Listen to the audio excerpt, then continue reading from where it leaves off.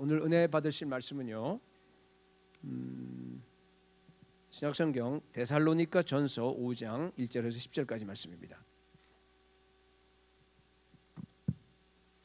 데살로니가 전서 5장 1절에서 10절까지 말씀 한 절씩 이렇게 교독하도록 하겠습니다.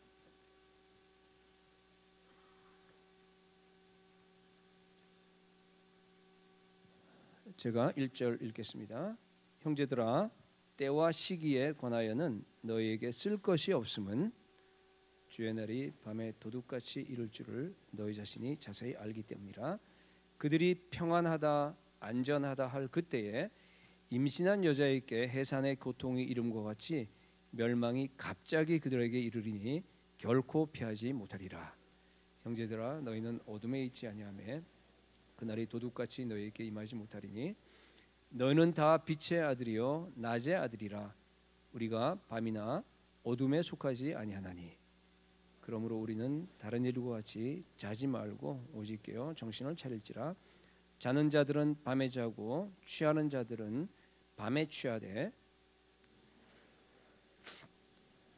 믿음과 사랑에 호신경을 붙이고 구원의 소망에 투구를 쓰자. 하나님이 우리를 세우심은 노하심에 이르게 하심이 아니요 오직 우리 주 예수 그리스도로 말미암아 구원을 받게 하심이라. 예수께서 우리를 위하여 죽으사 우리로 하여금 깨어 있든지 자든지 자기와 함께 살게 하려 하셨느니라. 아멘.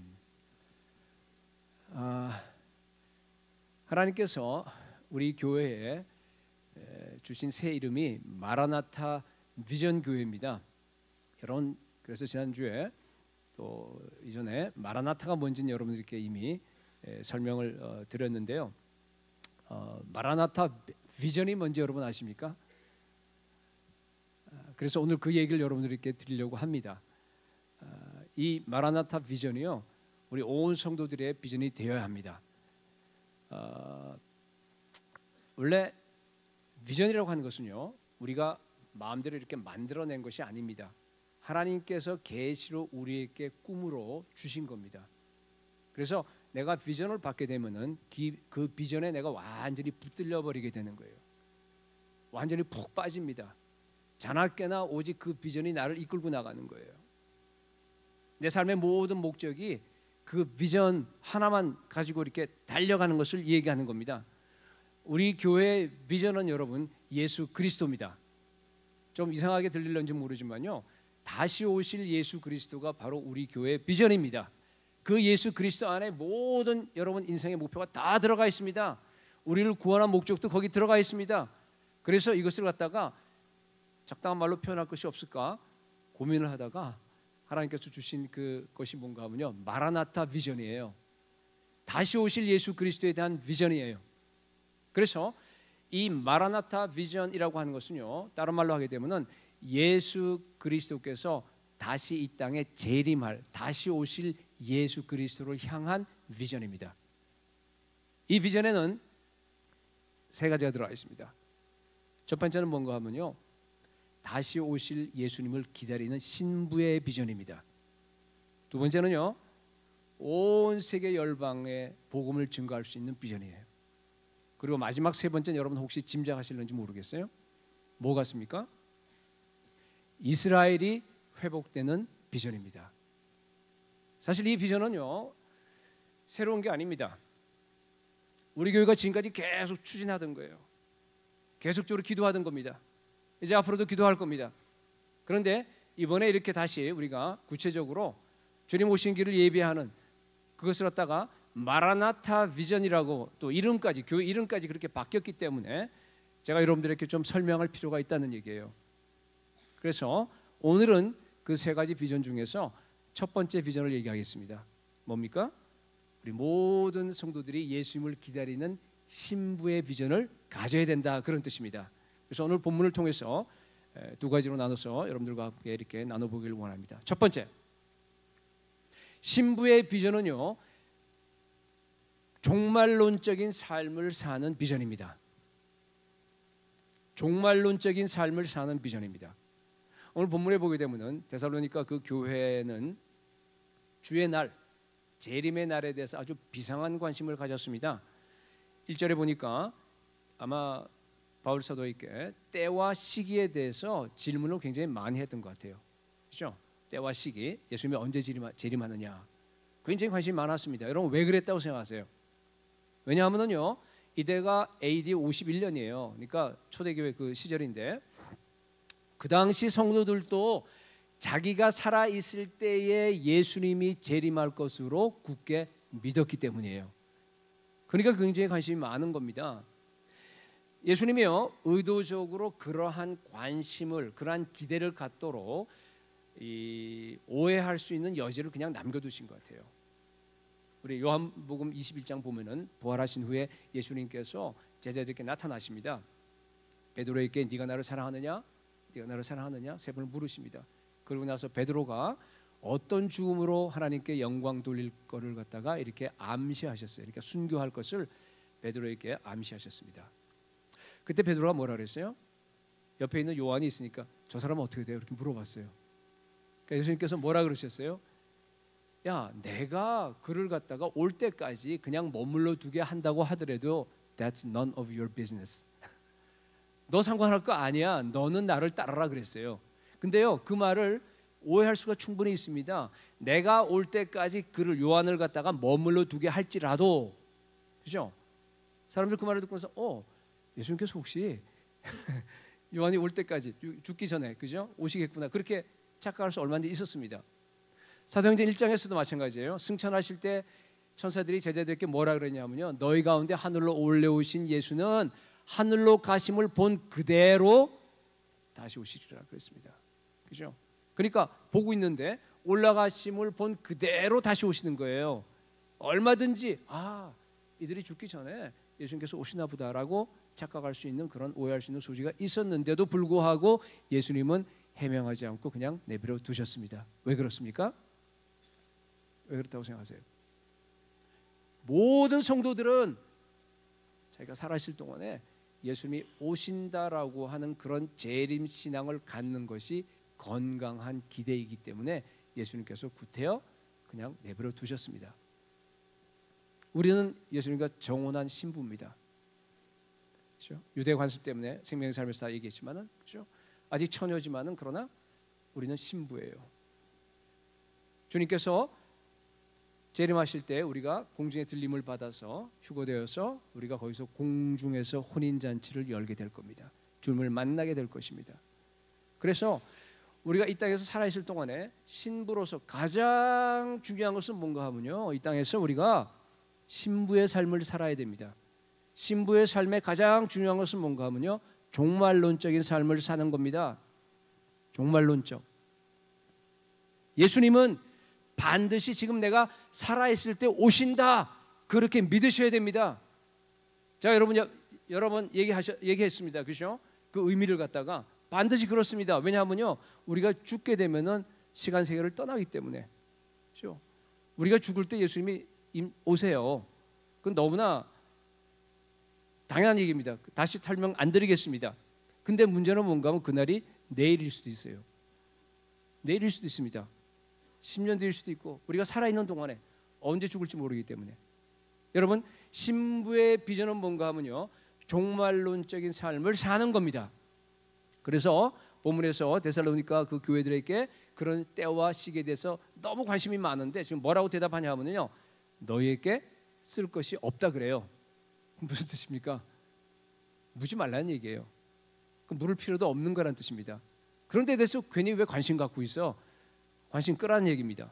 예수님도 심지어 마가복음 13장 32절에서 그날과 그때는 아무도 모르나니 하늘에 있는 천사들도 모르고 심지어 아들도 모른다 그랬어요. 아들도 모른대요. 물론 이제 예수님은 그때 당시에 이 땅에 계신 분이에요. 그죠? 근데 지금 하늘나라 가셨으니까 지금은 아세요. 그죠? 그러니까 그런 의미입니다. 그래서 예수님의 재림에 대해서는 여러분들 마지막 때 워낙 유혹이 많고 또 속임이 많기 때문에 여러분들이 명확하게 정말로 여러분들이 가지고 있어야 됩니다. 예수님의 재림에 대해서는요, 특별한 제세가 필요한데요, 내가 살아있을 때 예수님이 반드시 오신다라고 여러분들이 믿으셔야 돼요. 그런데 그 때와 그날은요 아무도 모른다예요. 알 필요도 없고 그리고 알려고 하지도 말라는 얘기입니다. 워싱턴 DC에 무슨 저 비밀 그 탑 시크릿 취급하는 그런 얘기 아닙니까, 그죠? 예, 그렇습니다. 이번에 설교 준비하면서 그 임마누엘 미노스라고 하는 그 목사님 그걸 보면서 노르웨이에 계신 오슬로에 계신 목사님인데요, 굉장히 나이가 많아요. 30년 전에 이게 아마 1968년이라 그래요. 1968년 한 30몇 년 지났죠. 그때 목사님이 이제 60도 안 되고 그럴 때인데 어떤 그 여성도가 90살 난 여성도에 그러니까 이제 금방 죽으실 분이에요. 그분이 비전을 봤어요. 환상을 봤습니다. 그래서 그 환상을 갖다가 이렇게 써서 이렇게 그 목사님에게 줬어요. 근데 뭐 그게 펜테코스탈 쪽 교회이기 때문에 뭐 환상 본 사람 얼마나 많겠어요. 그러니까 요새도 많고 그럼 별로 그냥 신경 안 쓰고 그냥 집어넣어 버린 거예요. 그걸 갖다가. 그런데 30년 동안에 이 사람이 얘기한 모든 것 조목조목이 너무 확실하게 다 맞아 들어간 거예요. 여러분 30년 전이면 제가 생각해 보니까 제 고3이었어요. 근데 제가 그걸 이렇게 보고요. 그때 당시 왜냐하면 30년 전에 그 말을 한다는 얘기는 그게 있을 수가 없는 얘기예요. 상상도 못하는 거예요. 야, 세상이 정말 엄청나게 타락했구나, 엄청나게 바뀌었구나 하는 것 같다. 제가 그걸 보고요, 너무 아주 실감을 했습니다. 근데 거기 보면은 하나 이루어지지 않은 것이 뭔가 하면은 3차 대전이에요. 3차 세계대전이 발발해서 아주 단시간 내에 끝난대요. 그러면서 그런 그 핵전쟁이 일어나서 선진국은 다 그것 때문에 공기, 물, 토양 다 오염돼 버려요. 그러니까 무슨 뭐 경쟁할 수도 없어요. 그러니까 겨우 살아남은 그 사람들이 선진국에 있는 사람들이 환상을 본 거예요. 이 사람이 어떻게 되냐면은 후진국으로 도망가려고 그냥 막 무전히 애를 쓰는데 후진국에서 안 받아줘요. 네. 과거에는 이게 오는 거 안 받았는데 이제 거꾸로 됐다는 얘기예요. 지금 이제 그런 환상을 막 본 거예요. 뭐 그건 뭐 이렇게 중요치 않고 요지는 뭔가 하면은 자기는 이제 금방 죽을 건데 90살이 됐으니까 근데 목사님은 살아있을 동안에 그것을 경험하게 될 것입니다. 그러고 준 거예요, 이걸 갖다가. 그래서 목사님이 이제 제가 웹사이트에 들어가 봤는데 물론 이제 그 노르웨이 언어니까 뭐 못 알아듣지만은 영어로 이제 된 부분들이 좀 있고 그래서 보니까요 뭐 거짓말할 분 같지 않아요. 보니까 아직도 좀 사역하신 분인데 지금 이제 그분 목사님이 이름 미노스 목사님이 89세예요. 근데 목사님이 살아있는 동안에 그런 일이 일어난다라고 준 거예요. 그렇죠? 그러니까 만약에 100세까지 뭐 노르웨이는 그 100세 많으니까 100세까지 사신다 그러면 몇 년 남았어요? 11년밖에 안 남은 거예요. 마치 무두셀라 같은 그런 생각이 들었어요. 그가 임하면 그가 죽으면 뭐예요? 심판이 임한다 뭐 그런 거 있잖아요. 그죠? 이런 예언을 들으면은요 사람들의 마음이 동요가 됩니다. 때와 시기에 대해서 관심을 갖습니다. 5년 뒤일까? 10년 뒤일까? 뭐. 그러니까 이 말을 듣고 나서 어떤 사람이요 이런 말을 해요. 아니 10년 뒤라 그러면요 우리 선교지 나가자고. 그것도 후진국으로. 여러분 인간이 그렇게 간사합니다. 100년 남으면요 선교지 안 나가요. 근데 10년 남으면 나가고 싶은 마음이 생긴다는 얘기예요. 그래서 안 알려주는 거예요. 성경에 알려주지 않으면 여러분 알려고 하지 마시기 바랍니다. 5년 뒤가 됐지 뭐 10년 뒤가 될지 100년 뒤가 될지요 아무도 모릅니다. 근데 여러분 그건 나하고 아무런 상관이 없어요. 아무 상관이 없습니다. 예수님이 오늘이라도 오실 줄로 믿고 내가 오늘을 갖다가 정말 나의 마지막 날이라고 하는 그런 마음을 가지고서 매일매일 살아가야 됩니다. 그것이 바로 종말론적인 삶입니다. 그게 바로 신부의 삶입니다. 그런데 하나님께서는요 사실은 우리를 갖다가 깜깜한데 내버려 두지는 않았어요. 어느 정도 이렇게 알 수 있도록 빛을 줬습니다. 믿지 않는 사람들은 깜깜한데 그죠? 근데 우리는 그렇지 않아요. 뭔가 이렇게 좀 알 수 있도록 그 날은 몰라요. 그렇지만 그 시즌 정도는 이게 마지막 그것도 정말 가까이 왔구나 이런 정도는 우리가 알 수 있도록 하나님께서 우리에게 주셨어요. 징조입니다. 그죠? 그 징조 임신한 여자라는 얘기 나오잖아요. 3절에 보니까 여인이 언제 해산의 고통이 시작할 땐 그건 아무도 몰라요. 그렇지만 언제쯤 나오게 된다는 것은 머리만 잘 가지고 잘 계산하고 그러면 대충 알 수 있다 그런 뜻이에요. 불신자들은 아예 신경을 안 써요. 배가 불러오는 거보다 왜 이러지? 그냥 가만히 있는 거예요. 계산 안 해봐요. 이게 얼마 지났는지 얼마 전혀 신경 안 쓰고 있으니까 모르죠. 그러니까 도둑같이 임하는 겁니다. 그러나 우리는 성경에서 알려준 징조들이 있다는 얘기예요. 그러니까 정확하게 알 수는 없지만은 그래도 어느 시즌 정도는 알 수 있다, 그런 뜻입니다. 제가요 여러분들에게 오늘 성경에서 얘기하는 아주 중요한 징조를 갖다가 여러분들에게 세 가지를 알려드리겠습니다. 예. 왜냐하면 그 징조가 굉장히 중요하기 때문에요. 자, 첫 번째는 뭔가 하면요, 배교하는 일이에요. 대배교가 일어날 겁니다. 예. 저기 데살로니가 후서 2장 3절을 한번 펴보세요, 여러분. 데살로니가 후서 2장 3절 다시 말씀드립니다만은 그 앞에 물론 이제 다 읽고 하지만은요, 여러분의 성경을 꺼내세요. 그래서 거기다가 펜을 꺼내서 쓰세요.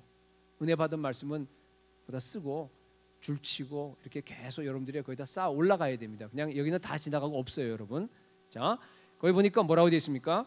누가 어떻게 하여도 너희가 뭐 하지 말라고요? 미혹되지 말래요. 먼저 배교하는 일이 있고, 이게 뭔가 하면요, 데살로니가 전서에서 예수님이 오신다는 말씀을 하니까 물론 자기 살아있을 때 온다고 하는 걸로 받아들이고, 그냥 예수님의 제 이름을 가지고서 금방 올지 모르니까 일하지 않고 게으르고 그냥 거기에 매달려 있던 그런, 요새도 그런 사람이 가끔 있습니다. 이단들이 있지만은 그런 사람이 나타났어요. 그래서 뭐라냐 하면요, 미혹되지 말라는 거예요.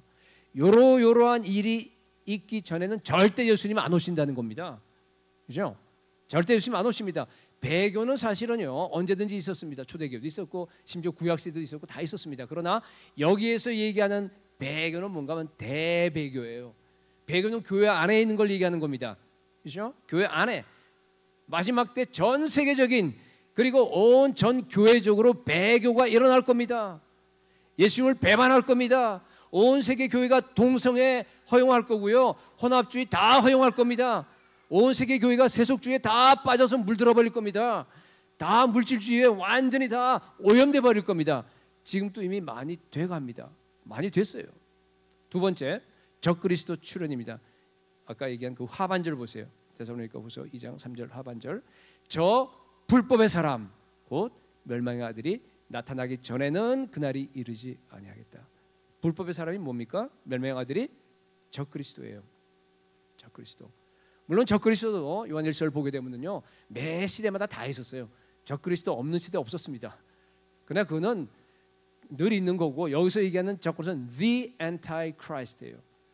마지막 때 대환란이 시작하기 전에 적그리스도가 나타나서 정말로 온 세계를 갖다가 다 휘어잡고 하나님 예수 그리스도로 다 반역할 수 있는, 엔타이 할 수 있는 그런 적그리스도 세력이, 적그리스도 한 사람이 나타난다, 그런 뜻입니다.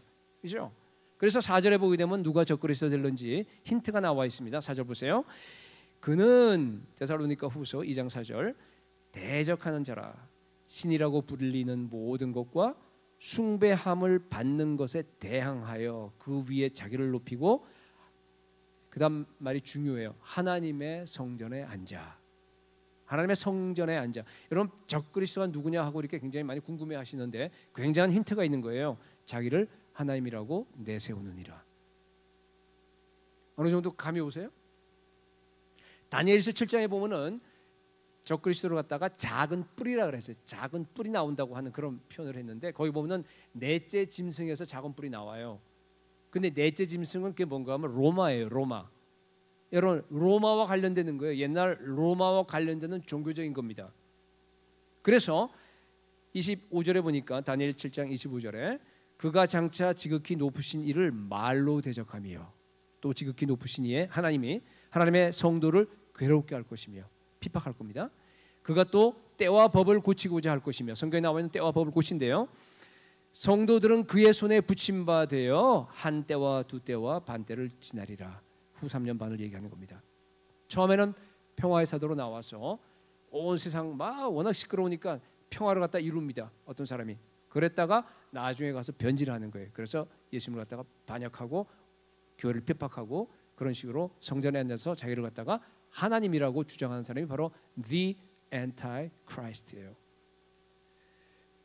누가 될는지 조금은 짐작이 돼요. 그죠? 종교 통합 운동이 이미 일어나고 그걸 이끌고 나가고 있습니다. 세 번째, 이제 이거 여러분이 잘 아시는 겁니다. 세계 모든 민족에게 복음이 증거됩니다. 모든 족속들이 예수 그리스도 복음을 들어요. 근데 어느 정도 증거될까? 모든 사람이 받아들이는 걸 얘기하는 건 아닙니다. 증거만 되면 돼요. 안 받아들이면 그만입니다. 그렇죠? 그러니까 뭐 반드시 2% 미전도 종족의 기준이 돼야 된다 뭐 이런 건 없습니다. 그건 우리가 정한 거예요. 0.1%일 수도 있습니다. 그것이 몰라요. 그건 우리가. 그다음에 동시에 온 열방 안에는 이스라엘이 포함되어 있어요. 이스라엘에 있는 지금은 예수 그리스도를 메시아로 받아들이지 않지만은 조금 있으면은 이스라엘이요 온 거국적으로 예수 그리스도를 이제 받아들일 겁니다. 찬송하리로다 주의 이름으로 오시니요 바록 하바 바셈 아도나이 하면서 다 받아들일 겁니다. 그날이 오면 그럼 예수님이 오십니다. 물론 이외에도 많이 있어요. 대환란도 일어나고 천재지변도 일어나고 지진, 전쟁, 뭐 엘리야도 나타나고 많이 있는데 그거는 신학적인 견지에 따라서 조금씩 달라질 거기 때문에 그건 뭐 나중에 여러분들이 공부하시기로 하고요. 생략합니다. 제가 여기서 한 가지만 여러분들께 짚고 넘어갈 게 있습니다. 뭔가 하면은 환란 전에 교회가 휴거될 거라고 하는 것은 성경적이 아닙니다. 아마 미국 저는 한번 얘기했지만은 미국의 대부분 성도들이 그렇게 믿고 있습니다. 요새 신부 운동을 하는 교회들이 많이 있는데 마찬가지입니다. 이들이 자주 쓰는 것이 신부의 영성, 신부 교회, 휴거 교회 뭐 이런 말을 많이 씁니다. 근데 사실 가만히 다 보면은요 이게 다 휴거와 연결이 돼 있어요. 근데 문제는 뭔가 하면 이 휴거가 전부 다 환란 전 휴거예요. 대환란이 시작하기 전에 내가 신부로서 정말 잘 예비되고 기도하고 내가 잘 단장하고 거룩하게 하나님의 그 신부로서 잘 있다 그러면은 들림 받는다는 얘기예요. 내가 그 대환란에 들어가지 않는다 그런 뜻입니다. 그렇기 때문에 열심히 기도하고 열심히 자기의 그 신부의 자격을 갖다 갖출 수 있도록 노력하라는 얘기예요. 어떤 교회들은 자기네 교회는 휴거 교회래요. 자기 교회는 신부 교회라 그러면서 우리 교인들은 다 휴거 받는다. 절대 대환란 받지 않는다. 이런 식으로 설교하는 걸 저도 많이 들어봤습니다. 그래서 그런 신부 운동들을 일으키는데 여러분 성경적으로 건전하지 못한 부분이 굉장히 많습니다. 왜 그러냐면요. 뭐 여러 가지 문제가 있겠지만은 크게 문제되는 거 하나 중에 하나가요. 제가 보기에는 그게 휴거 집착증이에요. 모든 게 다 여러분 휴거에 초점이 맞춰 있어요. 성경의 진리는 하나하나 다 떨어져 있는 진리가 아니라 거기에 대한 적절한 밸런스가 있어요. 강조할 것, 더 중요한 것, 아닌 것 모든 것들이 입체적으로 되어 있다고 여러분들에게 여러 번 말씀드렸는데 하나하나 진리는 다 맞는다고 하더라도 하나만 집중적으로 강조해서 그걸 거기다 다 쌓아올리게 되면요 여러분 미스리딩합니다. 잘못될 수 있습니다. 바로 그런 경우예요. 예. 마치 이런 느낌이 들어요. 그 신부운동 하신 분들을 보면은 뭐 그런 건 아니 다는 그런 건 아니지만은 남들은 몰라도 나는 열심히 기도하고 나는 열심히 준비를 해서 주님 오시면 난 들림 받겠다. 그런 얘기. 그건 나쁜 거 아니에요. 대환란을 난 피해야 되겠다. 그렇죠? 근데 문제는 뭔가 하면 그 안에 그 동기가 문제예요. 동기가 일종의 두려움이 거기 들어가 있어요. 그러니까 제가 보니까 두려움, 소망, 예수님을 향한 소망 그리고 예수님을 향한 기대와 그 모든 게요 다 이렇게 조금씩 이렇게 섞여 있는 것 같은 그런 느낌을 받았습니다. 바로 지금 이 땅에서 예수님께서 우리에게 주어진 그 엄청난 사명이 있습니다. 우리가 거기에 대해서는 별로 신경을 안 쓰는 것 같아요. 우리 나서 모든 족속으로 전도하고 나아가서 우리가 선교하고 교회가 부흥이 일어나야 되고 영혼 구원이 일어나야 되고 거기에 대해서는 비중이 굉장히 적어요. 아닌 건 전혀 하지 않는 건 아니지만은 그러면서 모든 걸 갖다가 다 좀 미안한 얘기입니다. 앉아서 기도하면서 삼층천 얘기하고 도 닦고 앉아 있어요. 여러분 그거 건전하지 않습니다. 여러분 제가 기도를 가장 강조하는 목사 아닙니까? 여러분 오해하지 마세요. 무슨 말인지 알아듣겠습니까? 네. 기도를 제가 무시하는 거 절대 아닙니다. 더 열심히 기도하셔야 됩니다. 동기가 잘못됐다는 얘기입니다. 여러분 환란 전 휴거는 성경에 없습니다. 그것은 잘못된 세대주의 신학의 영향이에요. 세대주의 신학을 여기서 얘기할 수는 없지만은 세대를 갖다가 정확하게 칼같이 구분하고 이스라엘과 교회를 갖다가 너무 구분시켜 버리기 때문에 그 안경을 쓰고 보면 그렇게 보입니다. 그러나 그 안경을 벗어버리고 정말로 객관적으로 성경을 들여다보면요 그런 말 한 군데도 없습니다. 오히려 반대예요. 여러분 성도들은 반드시 이 땅에서 고난을 받게 돼 있어요. 대환란도 그런 고난의 연장입니다. 거대한 환란이 이스라엘만 받는 거 아닙니다. 우리도 대환란을 통과할 겁니다. 여러분 생각해 보세요. 제가 왜 이 이야기를 설교 시간에 여러분들에게 이렇게 어느 한 부분의 운동에 대해서 이렇게 부정적으로 얘기한 줄 아세요? 나는 환난 전에 반드시 휴거된다라고 철석까지 믿고 있다가 교회 전체적으로 그러다가 만약에 정말로 대환란이 왔다 그러면 어떡하겠어요? 아니네. 뭐 실망과 두려움과 뭐 이거야 뭐 괜찮아요. 그냥 넘어가면 되니까. 문제가 뭔지 아세요? 가장 큰 문제가 뭐라고 생각하세요, 여러분? 대환란은요, 대환란이에요. 대환란은 이거 엄청난 환란입니다, 여러분. 계시록 보세요. 대환란은 여러분 준비하셔야 돼요. 준비하지 않고 그냥 지나갈 수 없는 환란입니다. 준비 하나도 안 하고 들림받을 것만 준비하다가 만약에 그러한 꽝 하면서 그런 일이 벌어졌다 그러면요, 온 교회가 문제가 심각해져요. 대환란 때는 여러분 배교하지 아니하고 여러분들이 정말로 신앙을 지키고 하나님께 나아가서 똑바른 신앙 생활로 해서 내가 승리하려고 그러면 어떻게 하면 되냐면 순교하셔야 돼요. 순교하셔야 됩니다, 여러분. 대환란 기간에서 순교하지 않고 버틸 수 있는 사람들은 별로 없습니다. 물론 하나님께서 특별한 기간을 마련해 주셔서 그걸 다 받지 아니하고 쉘터가 있어요. 은신처가 있습니다. 그러나 다는 아닙니다. 겪으셔야 돼요. 대환란을 갖다가 끝까지 다 겪어야 될지 아니면 중간에 그건 잘 모르겠습니다. 그러나 분명한 것은 환란 전에 휴거한다는 것은 그것은 비성경적입니다. 여러분, 지금 교회는 제가 오늘 신부의 비전을 여러분께 말씀드리는 겁니다.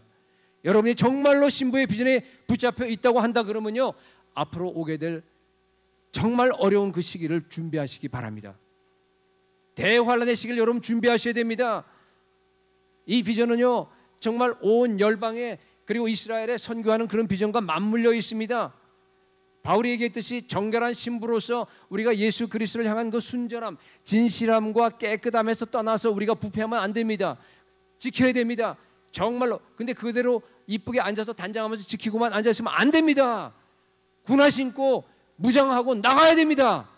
열방으로 나가야 돼요. 나아가서 마지막 때 주님께서 원하시는 모든 종족에게 복음 전하는 그 우리가 군사로서 용사로서 우리가 세워져야 합니다. 우리 교회는 정말로 그걸 하기 위해서 기도하면서 정말 특공대 훈련을 받는 교회가 될 수 있기를 소원합니다. 예. 두 번째입니다. 자, 그렇게 하면은 자, 이렇게 하려면요, 어떻게 우리가 살아야 될까 하는 거예요. 어떻게 우리가 살아야 할 것인가, 우리가 어떻게 준비할 것인가 하는 얘기예요. 우리 오늘 본문에 6절에서 10절까지 보면은요, 6절에 이렇게 되어 있습니다. 그러므로 우리는 다른 이들과 같이 자지 말고 오직 깨어 정신을 차리지라. 그렇죠? 한마디로 깨어 있어야 됩니다. 깨어 있어야 돼요. 7절 이하는 깨어 있는 방법을 설명합니다. 쭉 설명하는데 여러분 읽어보십시오. 10절이 결론입니다. 뭐라고 하냐면은 예수께서 우리를 위하여 죽으사 우리로 하여금 깨어 있든지 자든지 자기와 함께 살게 하려 하셨느니라. 너무너무 중요한 말씀이에요. 여러분, 이 말씀은 이중적인 의미를 갖고 있어요. 예수님이 재림할 때 우리가 깨어 있든지 살아 있든지 자든지, 무덤에 죽는 걸 잔다 그러잖아요. 있든지 우리가 예수를 만나서 살아서 영원토록 살게 될 거예요. 그런 뜻만 있는 것이 아니고요, 또 하나 뭔가 하면 진짜 문자 그대로 이 땅에서 우리가 깨어 있든지 자든지 24시간 365일 뭐예요? 예수 그리스도와 함께 사는 것이 바로 진정한 그리스도인의 삶이라는 얘기예요. 신부의 비전을 가지고 있는 사람들이 그렇게 이 땅에서 주님과 함께 살아라, 그런 뜻입니다. 여러분, 신부의 비전은 이 땅에서 여러분들이요, 깨든지 자든지 예수 그리스도와 함께 사는 것입니다. 지금 여기서 제가 늘 강조하는 것이, 여러분 이제 아마 귀에 못이 박혔는지 모르겠는데, 영원은 이미 시작되었다. 그죠? 네. 우리가 예수 믿고 우리가 구원받게 나면은요, 그때부터는 우리의 삶 전체가 다 영원으로 이미 다 들어가 버렸어요. 우리가 지금 영혼을 살고 있는 겁니다. 물론 그전 또 영혼의 택한 백성들은 창세 전부터 우리를 택했기 때문에 영혼 속에 들어가 있어요. 그냥 시간 세계를 살지만은, 그러나 깨닫게 되는 거예요. 우리가 알게 되고, 그죠? 그래서 우리가 사는 게 영원입니다. 그렇잖아요.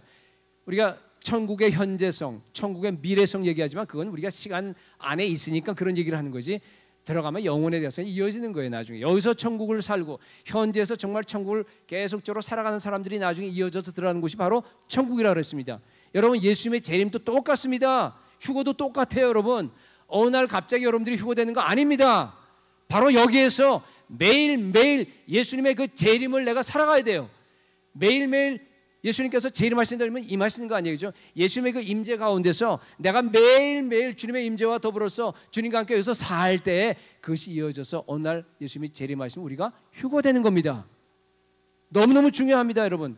지금 바로 예배 중에 여러분들이 예수 그리스도와 함께 그 임재를 느끼고 예수님의 그 임하심을 갖다가 재림을 갖다가 계속적으로 내 안에서 여러분이 체험하는 사람들이 나중에 정말로 휴거될 줄로 믿습니다. 정말로 혼인잔치 안에 여러분들이 참여하게 되는 겁니다. 예수님과 대면해서 얼굴을 마주보면서 정말 기쁨 속에서 우리가 영혼을 보낼 수 있게 되는 겁니다. 여기서 깨어있든지 자든지 예수님과 사는 사람들이 바로 휴거된 사람인 줄 믿으시기 바랍니다. 너무 중요합니다, 여러분.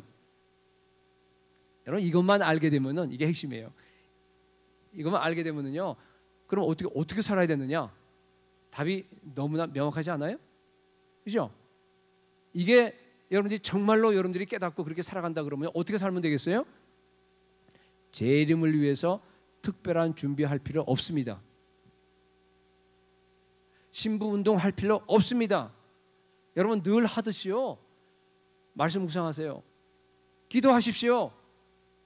기도하면서 여러분 하나님과 대화하시고 그 음성 듣고 하나님과 살아있으면 돼요. 늘 주님의 재림을 갖다 여기서 느끼시면 됩니다. 그리고 매번 하듯이 이 강단에서는 순수한 복음이 외쳐져야 합니다. 그리고 여러분들은 매일 하듯이 그 복음을 듣고 귀로만 넘기는 것이 아니라 뭐예요? 여러분이 복음을 살아내야 합니다. 매일 십자가에서 죽으셔야 해요.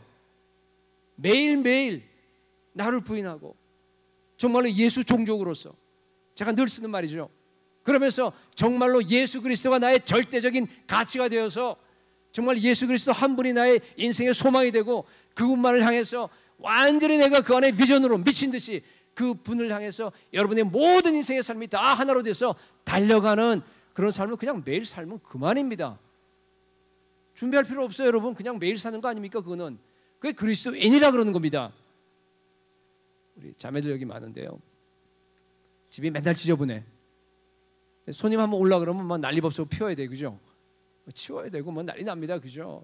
사람 부를까 뭐 어떡할까 막 그러면서 난리 쳐야 돼요. 그런데 매일매일 깨끗하게 정돈돼서 예 이렇게 있다고 그러면 뭐 손님 오면 그냥 오면 될 거 아니에요. 똑같습니다, 여러분. 똑같습니다. 신부의 비전은요 늘 깨어서 정신 차리고 주님 오실 준비를 갖추는 겁니다. 그런 성도들이 다 되시기를 축원합니다. 그렇기 때문에 여러분 10년 내에 예수님이 오신다 그래서 선교지 나갈 필요 없습니다. 나가려면 지금 가세요. 잖아요. 10년 내에 예수님이 오신다 그래서 내가 지금 집이 2개 있는데 요새 교회가 힘든다고 하는데 이제 건축 그걸 하나 팔아 할 만약 100년 뒤에 온 다음에 안 판다 그러면 지금 팔지 마십시오. 특별히 건축을 공급할 필요 없습니다. 예수님 재림하시는 바로 그 순간까지 여러분 그냥 평상적인 정상적인 직장 생활 하시기 바랍니다. 왜? 우리는요 이미 예수 믿고 변했기 때문에 이미 내가 직장에서 생활하고 내가 지금 사업하고 그 모든 것들이요 나의 이기적인 욕망이나 나를 먹여 살리고 뭐 어떻게 자라 세상적인 그것에서 이미 다 떠난 거 아니에요, 여러분? 다 떠났죠. 이미 나의 직장은 하나님께서 하나님의 나라를 이루기 위해서 나를 보내신 선교의 미션 장소입니다. 내가 매일매일 그러고 살아가는 거예요. 지금 그 안에서 주님과 교제하고 직장 통해서 하나님의 방식으로 내가 살아갑니다. 그냥 세상 방식으로 내가 성공하려고 그 안에서 여러분 살지 않습니다. 그럼 그냥 그대로 그냥 살면 됩니다. 그렇잖아요. 여러분 보세요. 마태복음 24장 보면은 예수님께서 휴거 바로 되는 그 순간에 일을 하는 사람을 2사람을 갖다 이렇게 예를 들어요. 어떤 한 사람은 뭐 한 사람이죠? 밭에 나가서 일하다가 휴거 받아요. 일하다가 예수님 재림 오십니다. 또 한 사람은 어떤 사람이에요? 맷돌 갈다가 그러니까 먹여 살리기 위해서 직장 가서 일하는 거예요. 그냥 아마 맷돌 가는 사람은 여자 같아요, 그죠? 가정주부 같습니다. 맷돌 옛날엔 그거 해야지만이 양식을 마련할 수 있지 않습니까? 그러니까 자식들 먹여 살리고 하려고 그냥 예수님 바로 오는 직전까지, 바로 그 순간까지 여러분들이 그 안에서 우리가 삶을 살아가는 거예요. 일상적인 삶을 살아가는 겁니다. 왜? 나의 일상적인 삶은 이미 다 예수님의 재림을 맞이하는 신부의 삶이기 때문에. 너무너무 중요한 진리입니다, 여러분.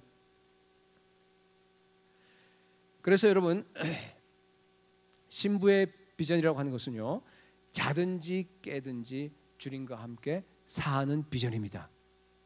그것이 바로 지금 여기에서, 여러분의 가정에서, 여러분의 직장에서 이루어질 수 있기를 축원합니다. 바로 그것 때문에 신부의 비전은 하나가 더 있습니다. 그건 뭔가 하면요, 부흥의 비전입니다. 여러분, 그런 삶은요, 도저히요 우리 능력으로 살 수 없습니다. 예수 그리스도를 정말로 이렇게 기다리는 그런 신부로서 정말 여러분들이 무장되고 정말 여러분들이 우리가 다 살아가려고 한다 그러면요, 교회 전체에 성령이 부어져야 합니다. 비상한 성령이 부어져야 합니다. 부흥이 일어나야 합니다. 물론 우리 교회 지금까지 부흥을 위해서 기도하고 보면은요, 정말 부흥이 일어난 성도들이 많이 있어요. 그러나 그것 갖고 안 됩니다. 우리 교회 전체가 다, 여기 앉아 있는 모든 성도들이 한 사람의 예외도 없이 정말 성령 충만하셔야 됩니다. 정말 성령 세례 받으셔야 됩니다.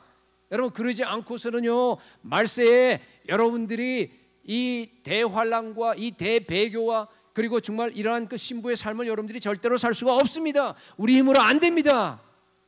그래서 여러분, 제가 남은 시간 동안에는 이 부흥에 대해서 잠시 좀 정리해 드리겠습니다. 그 중에서 많이 그 전에 얘기했지만은 오늘은 뭔가 하면은 잘못된 부흥에 대해서 아직도 보면은요, 잘못된 생각을 가진 분들이 좀 있는 것 같아서 제가 그 부분만 여러분들에게 정리를 해주겠습니다. 부흥이 뭡니까? 부흥은 성령 하나님께서 나를 찾아오시는 거예요. 찾아와서 그 임재를 갖다 드러내시는 거예요. 그렇죠? 하나님은 모든 곳에 다 계세요. 우리 안에도 계세요. 그렇지만 특별하게 성령 하나님께서 우리를 갖다가 방문하실 때가 있습니다. 강하게 그 임재가 나타나게 돼서 현상으로 나타납니다. 사도행전 2장에는 바람 소리처럼 막 불꽃이 그냥 막 사람들에게 임하는 것이 눈으로 보였습니다. 사도행전 4장에는 보니까 모여서 기도하는데요, 어떤 현상이 나타났냐면은 흔들렸어요. 모인 곳이 흔들렸습니다. 그리고 사도행전 19장에 에베소에서 부흥이 일어날 때는 그 안에서 성령이 임할 때마다 방언과 예언이 터져나갔습니다. 물론 여러분이 사도행전만을 보더라도요, 항상 방언과 예언이 터진 거 아니에요. 항상 흔들린 거 아닙니다. 그러니까 그때만 보더라도 이게 다 양상이 다릅니다. 어떤 하나 이거 규격화해서 우리에게 얘기할 수 있는 것은 없습니다. 교회사를 보면 더 분명해요. 부흥이 많이 일어났습니다. 2000년 동안에. 그런데 부흥이 일어난 그 양상이 다 달라요. 현상들은 달랐습니다. 그런데 공통적인 거, 그 안에 성령께서 물론 하셨기 때문에 성령께서 정말 임재하시고 성령께서 그러한 일들 현상을 갖다가 여러 다양한 쪽으로 다 하셨는데 공통되는 것이 있습니다. 그게 뭔 줄 아세요? 여러 가지가 있지만은 성령께서 우리 가운데서 구원의 역사를 일으킬 겁니다. 죄에 대해서 아주 강한 그런 각성이 일어납니다. 대각성 운동이 일어났어요. 모든 사람들이 다 회개합니다. 다 회개해요. 막 통회합니다. 눈물 흘리면서. 성령께서 그냥 우리 마음을 찔리기 때문에 하나님의 은혜가 막 부어지는 거예요. 막 폭풍 쏘았지. 우리 속에 막 넘치는 하나님의 은혜가 다 부어집니다. 그래서 모든 성도들의 마음 속에요, 예수 그리스도를 사랑하는 그 열정으로 가득 찹니다. 막 예수님의 사랑이 막 내 안에서 막 솟아나는 겁니다. 너무 주님을 위해서 막 사랑하고 주님을 위해서 섬기며 희생하고 봉사하려고 하는 그런 막 뜨거움이 분출이 되는 겁니다. 그래서요, 복음이 온 세상까지, 주위까지, 주변까지 다 이렇게 전달이 됩니다. 확산됩니다. 새로 믿고 주님께 회심하는 그러한 성도들이요, 막 우후석순처럼 막 일어나게 되는 겁니다. 그래서 죽었던 교회가 살아납니다. 죽어가던 심령들이 다 회생이 됩니다. 성령으로 충만하게 됩니다. 그게 바로 진짜 부흥입니다. 제가 이 말을 하는 이유는요, 여러분 그런 부흥 사모하세요? 사모하세요? 아멘. 예, 정말 이제 머지않아서 정말 우리 많이 기도하고 있어요. 그런데 아직은 제가 보니까요, 기도하는 사람들의 그 숫자가 좀 적어요. 여러분, 오늘 2부 예배에 나와 있는 우리 모두들요, 주님 우리에게 부흥을 주십시오. 정말 부흥이 아니면 주님 도저히 내가 신부의 삶을 살 수 없습니다. 정말 주님, 여러분 오늘 또 끝나고 이제 기도하면서 여러분 다 부흥을 경험하시기 바랍니다. 오케이? 예. 제가 이 말을 하는 이유는 뭔가 하면은 많은 성도들이 부흥에 대해서 잘못된 생각을 가진 분이 있어요. 부흥하면은 어떤 눈에 보이는 기적을 생각해요. 그렇죠? 성경의 어떤 그 방언, 예언, 특별히 그 신유, 병 고치는 기적이 일어나야지만이 부흥이 일어났다라고 생각하는 사람들이 참 보면 의외로 많아요. 그건요, 여러분 일부 은사주의 교회들에게 한정된 주장이에요. 예. 올바르지 않습니다. 오늘날 신부 운동하는 사람들이 다 그런 경향인데 잘못된 겁니다. 그럴 수도 있고 안 그럴 수도 있습니다. 그런 기적만이 일어나야지만이 부흥이라고 생각하기 때문에 자꾸 부흥을 갖다 인위적으로 만들어내려고 그래요. 보면은 그런 경향이 많아요. 여러분 좀 많이 봤어요. 예. 그리고 그걸 알아요. 마귀가 알아요. 그래서 어떻게 하는 줄 알아요? 페이크, 가짜 모조품 그런 부흥을 줍니다. 모조품 은사를 줍니다. 제가 여러 번 말씀드렸지만은 그런 은사만 추구하니까 주는 거예요. 그래서 보세요, 여러분. 그 전에 일어났던 그런 잘못된 부흥들을 갖다가 위험합니다. 제가 좋아하는 그 설교자 중에서 대부흥가였는데요, 조지 위필드, 우리 웨슬레와 같은 그 동시대에 살았던 분인데 저는 웨슬레보다 이 위필드를 더 중요합니다. 1700년대였는데 엄청난 부흥을 일으켰어요. 엄청난 많은 무리들이 계속해서 설교를 듣고 회심하고 예수를 만나고 이제 그런 일이 일어났는데 그때 당시에요, Federal Lane Society라고 하는 그런 그 이 모라비안 그 기도 운동 그 그룹이 있었어요. 근데 그 그룹이 이 목사님을 위해서 늘 기도하고 그랬습니다. 근데 하루는 이런 편지를 보내왔어요, 목사님한테. 목사님, 우리가 목사님 그 설교를 위해서 늘 기도하고 하는데 아직까지도 목사님의 그 사역 가운데서는 하나님의 능력이 나타나고 부흥이 일어나지 않은 것 같아서 우리가 상당히 안타깝습니다. 더 열심히 기도하면서 그런 부흥이 일어날 수 있도록 우리가 하겠습니다. 아니 굉장히 좋은 의미로 그래서 편지를 보냈습니다. 무슨 의미예요? 아직 기적이 안 일어난 거예요 지금. 그렇기 때문에 그거는 수많은 영혼들이 지금 회심되고 하더라도 아직은 부흥이 아니라고 이 사람들이 생각해요. 모라비안 쪽에 뭐 그런 성격이 있으니까. 이때 위필드 목사님이 아주 겸손하게 답장을 썼습니다. 뭐 정확한 거 아니지만은 그냥 이런 내용이에요.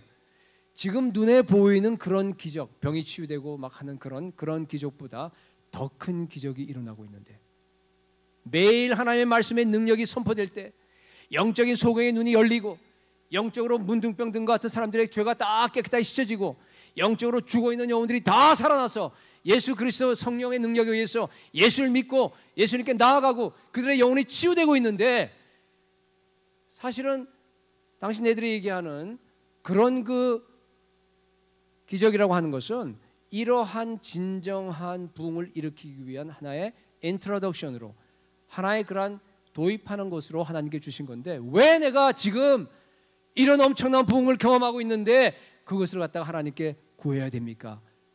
그렇게 답장했어요. 여러분 정확한 성경적인 답장입니다. 여러분 성경에 기록된 모든 기적들은요 사람들로 하여금 예수님을 믿도록 하기 위해서 일어난 겁니다. 예언과 방언과 뭐 신유와 다 마찬가지예요. 물론 이제 좀 예언 같은 경우는 좀 다르긴 하지만은 그래도 뭐 일반적으로 봤을 때 다 그렇습니다. 그렇죠? 그러니까 북인도에서 우린 갈 때마다 저 기적이 많이 일어나지 않습니까? 이번에도 굉장히 많이 일어났어요. 그렇죠? 중동에도 마찬가지예요. 무슬림들한테도 그 사람들은 일어나야지만이 믿어요. 믿게 하기 위해서 주는 겁니다.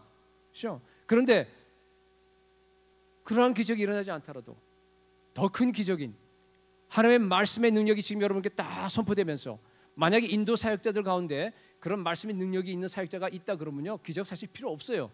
말씀의 능력으로 치유되면 훨씬 더 낫습니다. 그렇잖아요. 그게 안 되니까 지금 하나님께서 그런 기적을 주시는 거예요. 그래서 예수를 믿게 하는 겁니다. 택한 자를 불러 모으시는 하나의 방식입니다. 여러분 생각해 보세요. 기적을 내가 일으켜서 예를 들어서 뭐 암이 나왔어요. 근데 어차피 그 사람 죽어요. 병 나서 죽습니다. 좀 지나면은 얼마 지날지 모르지만은 그거 하고 영원토록 내가 영혼이 치유되고 정말 그 내 영혼의 병이 다 사라져버리고 영원토록 주님과 함께 구원받고 살아가는 거하고, 여러분 어떤 게 더 기적입니까? 그건 말할 필요 없습니다. 여러분, 사도행전 8장에 빌립 집사가 사마리아에 가서 복음 전하는데요, 많은 기적이 일어났습니다. 귀신이 떠나갔어요. 중풍병자가 일어났습니다. 그리고 안진뱅이가 다 뛰어다니는 그런 놀라운 기적이 일어난 거 여러분 봅니다. 그죠? 그런데 여러분, 문제가 뭐였어요? 그때까지 그게 부흥이 일어난 거 아닙니다. 언제 진정한 부흥이 일어났습니까? 베드로와 요한이 그 소식을 듣고 사마리아를 방문해서, 그죠? 어떻게 했어요? 안수했어요. 안수하니까 성령이 내렸습니다. 성령 세례 받았습니다. 여러분, 성경을 보시게 되면요, 진짜 부흥은 성령 세례 받을 때 나타나는 겁니다. 성령 충만할 때 나타나는 겁니다. 물론 그때 다 방언하고 예언하는 거 아닙니다. 그죠? 다 아니에요. 다 그럴 수도 있고 아닐 수도 있습니다. 가장 중요한 것, 성령 세례 받고 성령 충만함 받고 성령이 내게 비상하게 임하였을 때에 가장 나타나는 중요한 공통적인 현상이 뭔지 아십니까? 이거는 없으면 안 됩니다. 하나님의 임재가 나에게 실제가 되는 거예요. 리얼리티가 되는 겁니다. 하나님의 임재가 나에게 실제가 되는 겁니다. 정말 여기 있는 이 강단보다 더 리얼하게 하나님의 임재가 나에게 다가오는 거예요. 사실 저도 옛날에 아팠어요. 그러다가 이제 나았지 않습니까? 나았는데 지금 생각해 보게 되면 그게 별로 실제가 아닌 것 같아. 왜냐하면은 내가 뭐 기억하고는 있어요. 물론 뭐 아팠다 나았다는 걸 기억하고 있지만은 그냥 뭐 가물가물해요. 기억 속에 어느 정도 아팠는지 잘 모르겠고요. 뭐 그냥 말은 하지만은 어떤 분들은 그 완전히 죽을 병에 걸렸다가 치유받은 사람들도요, 그런 얘기해요. 내가 정말로 그랬나? 여러분, 이게요, 그거 실제가 아닙니다. 그런데 하나님의 임재는 그런 게 아닙니다. 너무 리얼해요. 너무 실제입니다. 늘 나에게 다가오는 겁니다. 그죠? 그래서 여러분, 부흥이 일어난 정말 중요한 그 사인이 뭔가 하면요, 하나님의 임재를 내가 경험하는 겁니다. 깨어있든지 자든지 내가 예수님과 함께 사는 겁니다. 매일 말씀 읽고 기도하면서 내가 하나님과 대화하는 거예요. 하나님의 음성을 내가 들을 수 있습니다. 하나님의 은혜가 거대한 파도처럼 나에게 밀려와서 나를 뒤덮어요. 하나님이 너무 크고 하나님의 그 위대하심이 너무 엄청나요. 그게 내 안에 들어오는 겁니다. 어떻게 그 초월적인 하나님이 내 안에 내재할 수 있어요? 근데 이게 가능해요. 다른 종교 불가능합니다. 동양 종교, 서양 종교 보세요. 어디 한쪽이 그냥 초월이면 초월이고 내재면 내재지 어떻게 그 두 개가 융합되어 있습니까? 오직 기독교밖에 없습니다. 그 거대한 하나님의 그 위대하심이 내 안에 들어오는 거예요. 내 안에 들어가서요, 나한테 충만하게 그 지혜와 능력과 권세와 그 모든 것들이 차고 넘치니까 세상에 있는 그 문제들, 여러분 우리가 얼마나 문제를 많이 당하고 살아갑니까? 힘들고 아프고 하는 그 모든 문제들이요, 처음에는 거대한 산처럼 보였다가 하나님의 그 임재가 나한테 거대하게 밀려와서 나를 갖다 감싸는 순간 그 모든 것들이요 줄어들어요. 점점 줄어들다 나중에는요 장난감 산처럼 보여버려요. 장난감 산. 그래서 어떻게 해요? 내 주머니에 넣어버리면 돼요. 세상에 어떤 문제라도, 어떤 고난이라도, 어떤 어려움이라도 여러분 우리를 갖다가 하나님의 사랑에서 끊을 수도 없고 우리를 갖다가 낙담시킬 수 없게 돼버리는 겁니다. 여러분, 그게 바로 하나님의 임재입니다. 여러분이 성령 충만하고 여러분의 부흥이 임하게 되면요, 그런 부흥, 그런 성령의 그 충만함이, 그런 하나님의 임재가 임할 줄로 믿으시기 바랍니다. 죄에 대해서도 아까 얘기했듯이 강한 책망이 옵니다. 날마다 회개해요. 여러분 큐티하면서 날마다 회개하셔야 돼요. 성령께서 회개할 때 나에게 날마다 기쁨을 주십니다. 죄를 이길 힘도 주십니다. 내가 날마다 승리할 수 있어요. 이 계명들은 무거운 게 아닙니다. 여러분, 지킬 수 있습니다. 율법적으로 지키는 것이 아니라 우리가 승리하면서 주님의 주신 능력으로 이 모든 예수 그리스도의 그 정말 대위임령까지 모든 계명 하나하나까지 우리가 다 순종할 수 있는 능력이 나한테 온다는 얘기입니다. 그래서 여러분들이 정말로 부흥한 사람들이 가는 곳에는요 세상이 바뀌게 돼 있어요. 여러분들이 가정에 가죠. 가정에서 정말 있지만은요 여러분 때문에 여러분의 자녀가 바뀝니다. 예, 여러분 때문에 믿지 않는 여러분의 남편이 바뀌어요. 여러분이 직장에 가서 일하죠. 그러면 그 직장에 가서 여러분들이 일하는 그것 때문에 주위에 있는 사람들이 택한 주의 백성들, 여러분들께 붙여준 그 주의 백성들이 구원받습니다.